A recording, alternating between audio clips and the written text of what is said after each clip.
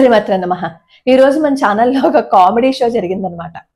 ఎంత కామెడీ అంటే నవ్వలేక చచ్చిపోయింది నేనైతే. కొంచెం బాధే అనిపించింది అక్కడ కొంచెం జరుగుతున్న కాన్వర్సేషన్.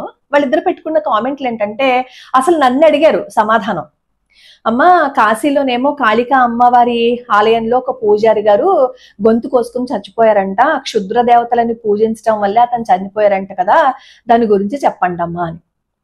ఆ కింద ఎవరో కామెంట్ పెట్టారు, అదిగో పూజారి కదా, మీరు పూజారి పూజారి అంటున్నారు, అతన్ని కూడా పూజారి పూజారి అని పిలిచి ఉంటారు.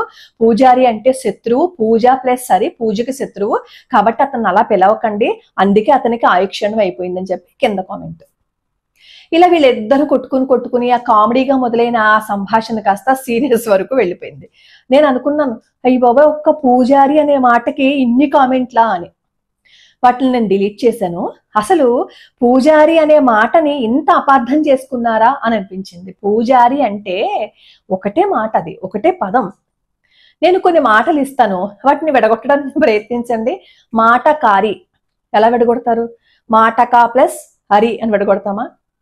పింజారి, పిసినారి, సుకుమారి, వయ్యారి, వ్యాపారి, వీటిని విడగొట్టగలమా?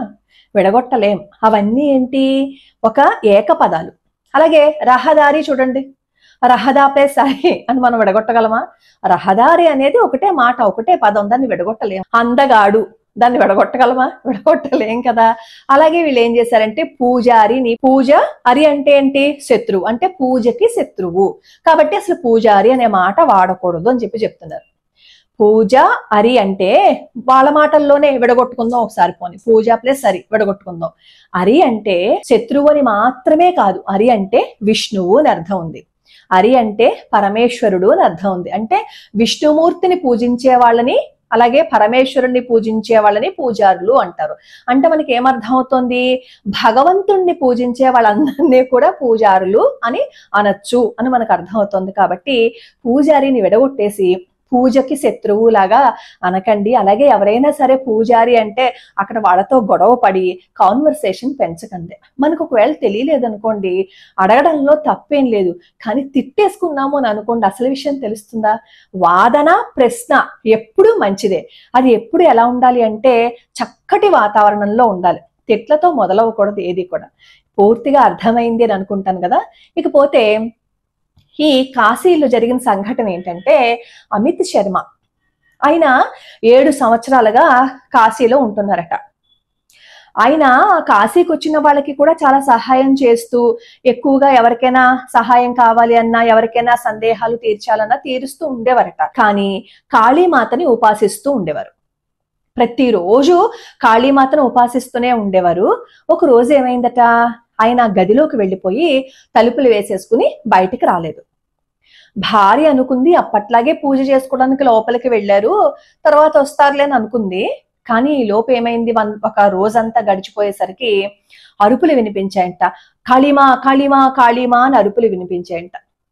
కొంతసేపటికి కామ్గా అయిపోయింది. భార్య ఏమో అందరినీ పిలిపించి తలుపు తీసుకుని తోసుకుని వస్తే లోపల అతను గొంతు కోసేసుకుని చచ్చిపోయి ఉన్నాడు. అక్కడ పోలీసులు, అక్కడ లోకల్గా ఉన్న వాళ్ళందరూ కూడా ఆశ్చర్యపోయారు. ఎందుకంటే చక్కగా ఉండేవాడు, అందరితోనూ మాట్లాడేవాడు, ఎందుకు ఇలా జరిగింది అని. నాకు నిన్న మొన్న కూడా కామెంట్లు పెట్టారు, క్షుద్ర దేవతలకి పూజ చేస్తే ఇలా జరుగుతుంది కదా అని.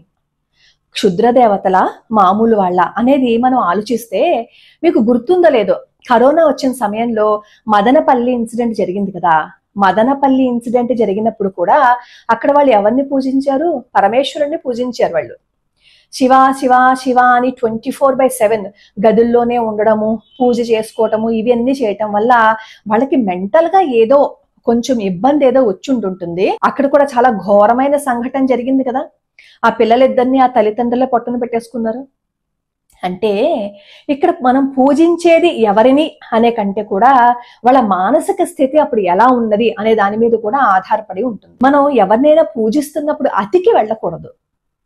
అతికి వెళ్ళాము అని అనుకోండి, ఏదో కోరికల కోసం, ఏదో సిద్ధింప చేసుకోవటం కోసం అలా అమ్మవారు మనకి ప్రత్యక్షమైపోయి మనల్ని అనుగ్రహించేస్తుందనే ఒక బలహీనమైన మనస్సులోకి వెళ్ళకూడదు. అలా బలహీనమైన మనస్సులోకి వెళ్ళిపోయాము అని అనుకోండి, వెంటనే ఏమవుతుంది? డిసప్పాయింట్మెంట్ వస్తుంది. అక్కడ ఆ వ్యక్తికి జరిగింది అదే. అమ్మవారు ఆయనకి ప్రత్యక్షం అయిపోతారు అనేది ఆ థాట్ ని ఆయన మైండ్ లో ఫిక్స్ చేసుకున్నారు. ఎప్పుడైతే 24 గంటలు పూజ చేస్తున్నారో అమ్మవారు పలకకపోయేసరికి అతను ఏం చేశాడు అంటే ప్రాణాలు వదిలేశాడు. ఎప్పుడు బలహీనమైన మనస్సుతో ఆలోచించకండి. భగవంతుడు ప్రత్యక్షం అవటము అంటే అర్థం ఏంటి అంటే అమ్మవారు ఇలా మెడలో పుర్రెల దండలు వేసుకుని మనకి కనిపించడం కాదు.